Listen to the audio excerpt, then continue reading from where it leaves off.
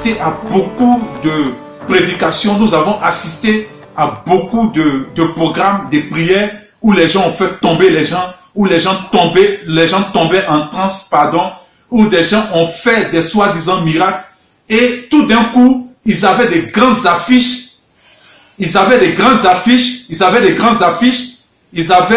toutes sortes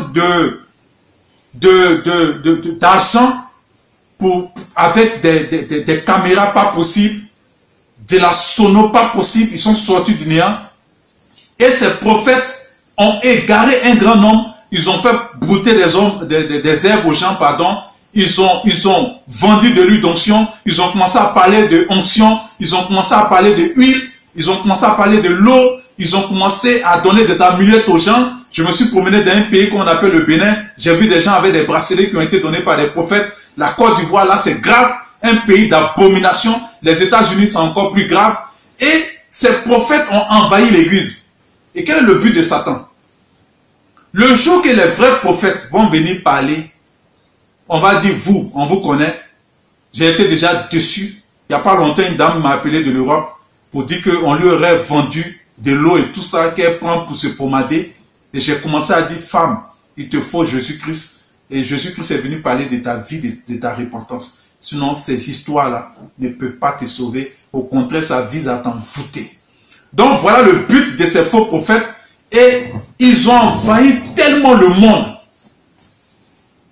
que ces faux prophètes sont appelés vrais serviteurs de Dieu. Et lorsque les vrais vont parler, on va les appeler faux. Voilà le but du diable.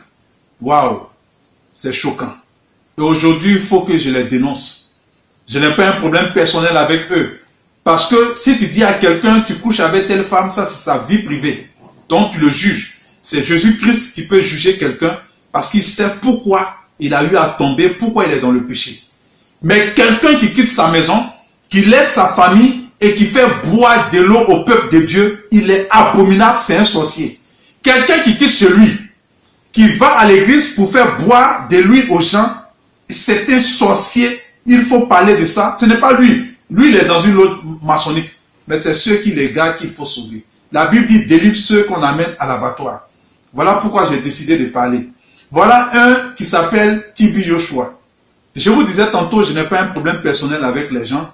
Mais ce que je vais dire aujourd'hui peut faire que beaucoup vont arrêter d'aller se faire égarer. Yeshua, c'est le nom de Dieu.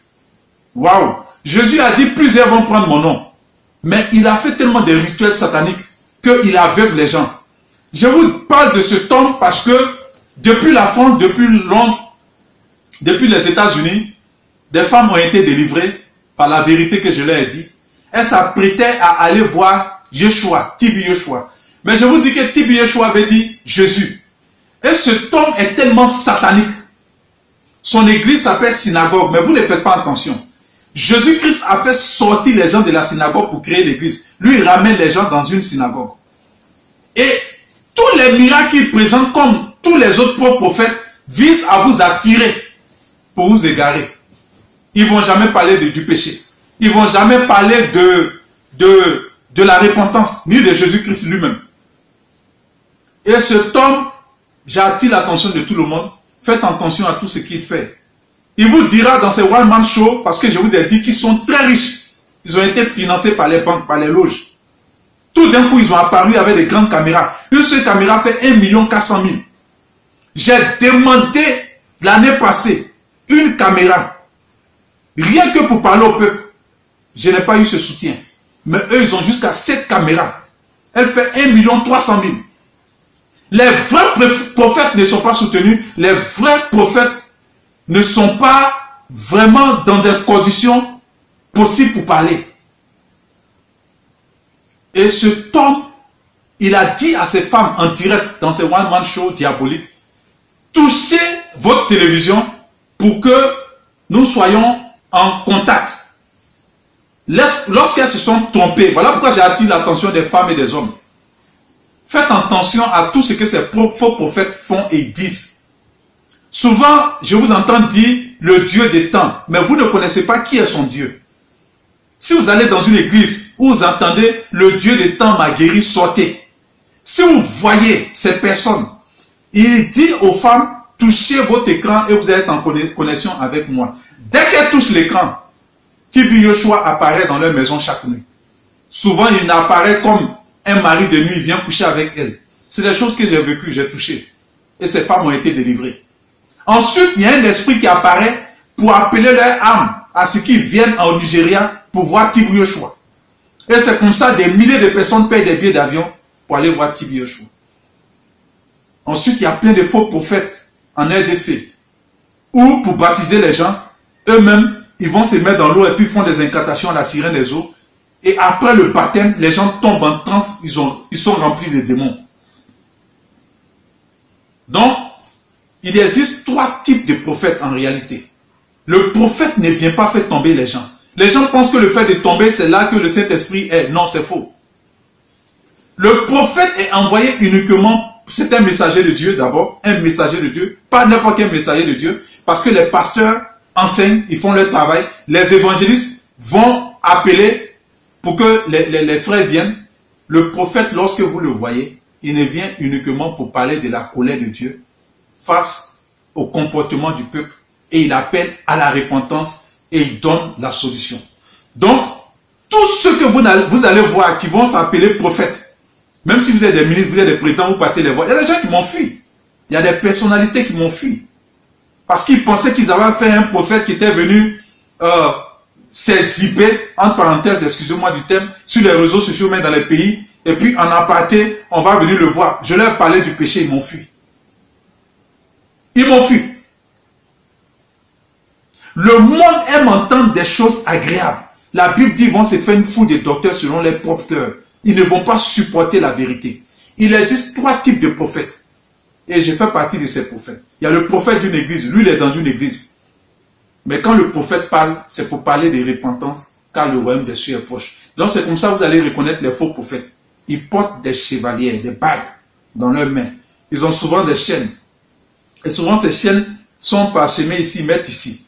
Et ces faux prophètes, aux yeux au-dessus de tout le monde, les loges même leur donnent des émissions télé en direct.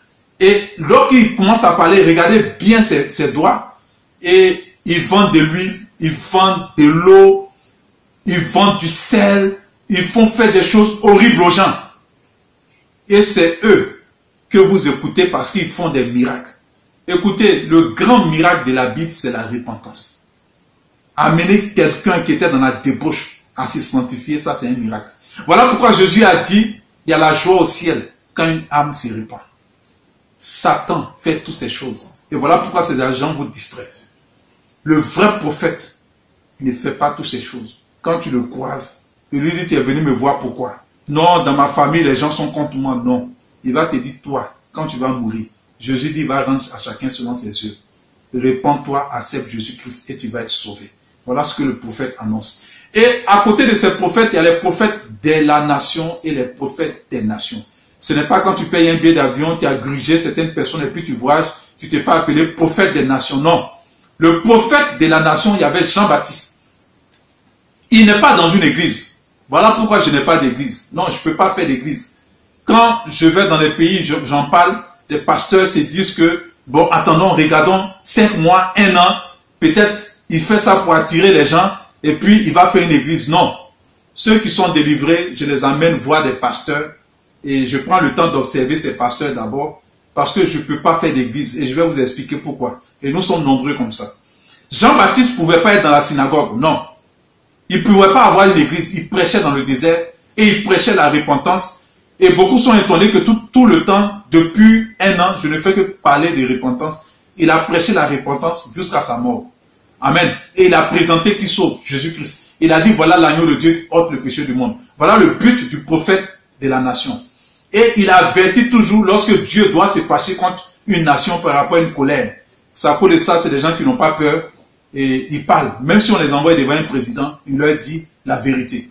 Et à côté d'eux, il y a ceux qu'on appelle les prophètes des nations. Eux aussi n'ont pas d'église. Et j'ai été un prophète des nations. Ils n'ont pas d'église. Il y a Jonas, c'est-à-dire il est dans son pays. Et Dieu lui montre un pays. Et il lui dit, dis-leur ça. Ils n'ont qu'à se repentir, sinon ma colère va s'abattre sur eux. Et Jonas était parti à Ninive pour dire ce que Dieu reprochait aux gens de Ninive. Et il y a eu Jérémie. je vais t'établir prophète des nations. Il y a eu Jean qui a écrit l'Apocalypse, il était prophète des nations. Beaucoup d'hommes parlent peu des prophètes dans le Nouveau Testament. Or, ils existaient, ils étaient avec les apôtres, et parmi les apôtres, il y avait des prophètes. Et voilà, ces prophètes de la nation et des nations ne sont pas venus faire d'église. Je prends un exemple, j'ai été envoyé dans plusieurs pays, et le premier pays que j'ai commencé à visiter, c'est le Bénin. Un pays qui devait être béni, parce que ce pays spirituellement est comme une clé.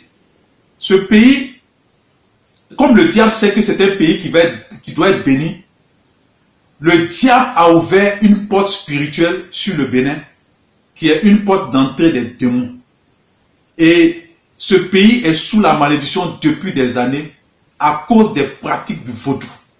Le vaudou, en réalité, est le culte à Satan, c'est le culte du veau d'or. Et tant que les Béninois vont pratiquer le vaudou et vont faire une fête nationale de vaudou, ils ne vont pas se repentir, le Bénin sera toujours dans la malédiction. Et les gens pensent que le prophète David a été envoyé pour maudire le Bénin. Non. Je ne fais que montrer aux Béninois ce qu'est la source de leur malédiction, devant le silence coupable de tous les pasteurs. Et voilà un peu les associations dites évangéliques qui sont des suppôts, excusez-moi du terme, de Satan. C'est-à-dire que Satan, après avoir envoyé les prophètes, le groupe de faux prophètes, il a créé des organisations, des associations évangéliques qui se mettent ensemble. On ne sait pas ce qu'ils font dans les pays, mais ils empêchent le vrai évangile d'être annoncé. Tu es un faux prophète, tu peux venir vendre des bracelets, ils disent rien. Tu peux venir vendre de l'huile d'onction, ils disent rien. Ils savent que ce n'est pas dans la Bible, ils disent rien. Vous pouvez faire les fêtes de Noël, ils vont rien dire. Vous pouvez faire brouter des herbes aux enfants de Dieu, ils vont rien dire. Ils sont dans le silence total. Leur association, on ne sait pas pourquoi ça existe, mais ils prennent des enveloppes auprès des présidents et tout ça pour voyager, pour aller en Israël, pour revenir. Comme si Jésus-Christ est mort pour qu'on aille faire des pèlerinages en Israël. Et Parfait a dit qu'elle est Dieu dans un pays où j'ai été envoyé. Silence total. Association des églises évangéliques. Le président Soklo a décrété la fête nationale du vaudou. Silence social. Silence, pardon, total. Mais lorsque le prophète David a commencé à dire aux pasteurs, répentez-vous, sur les réseaux sociaux au Bénin, il a été attaqué. Il a été traité d'homme très dur qui vient maudire le Bénin. Je vous donne rendez-vous le 10 janvier au stade à Abomey pour que vous voyez ensemble ceux qui maudissent le Bénin. Moi, je ne fais que vous dire ce que Jésus m'a dit de vous dire.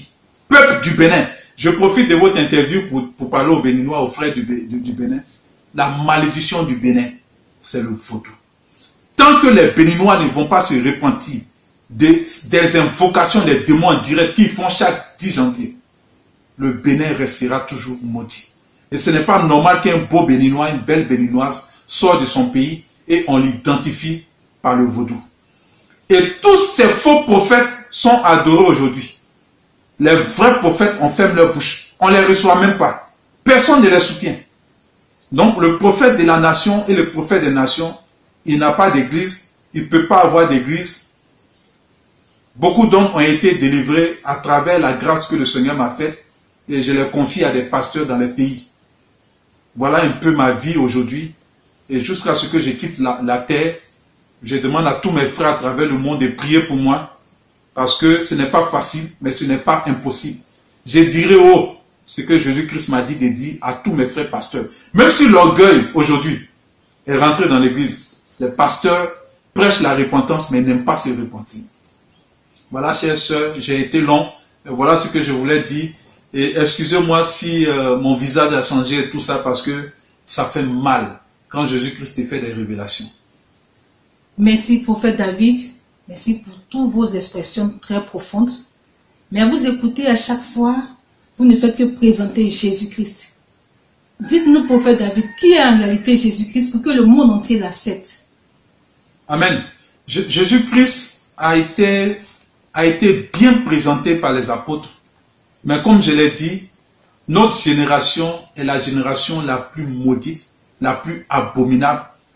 Et je ne m'exclus pas de cette génération parce que nous méritons d'aller à l'enfer Et j'ai vu beaucoup de pasteurs que nous sommes à l'enfer. Je vous ai dit tantôt que je ne fais pas partie de ceux qui font des vidéos pour dire j'ai vu le paradis pour effrayer les gens et puis une foule va venir. Non, j'ai vu tout ça. Et Jésus m'a montré que beaucoup dans ces temps vont faire ces vidéos-là pour attirer un monde. Amen. Notre génération ne présente plus Jésus-Christ. Notre génération présente des pasteurs qui sont devenus des superstars. Notre génération présente l'évangile de prospérité. Notre génération met Jézabel à la chair. Notre génération fait des anniversaires, fait des fêtes. Jésus-Christ, je vais vous donner un seul verset dans cette interview. J'invite tous mes frères qui me suivent à lire 1 Jean 5, verset 20 à 21. C'est le seul verset que je vais leur donner. Jésus-Christ est le Dieu des chrétiens. Mais beaucoup de chrétiens ne le savent pas. Dans les conférences que j'ai données, j'ai été invité aussi dans certaines églises où certains pasteurs se sont fâchés, très mis en colère contre moi après ma conférence dans leur église. Voilà pourquoi aujourd'hui, si un pasteur m'invite dans son église, je prends soin de savoir si réellement c'est quelqu'un qui est né lui-même de nouveau. Pour ne pas que je sors de cette communauté et on va m'indexer comme le diable. J'ai fait une conférence dans une église au Bénin où j'ai invité tous les pasteurs à se repentir de ce qu'ils font des livres et ils vendent des livres. Où j'ai invité tous les pasteurs à se repentir de ce qu'ils font des séminaires payants et ils vendent leurs CD de prédication.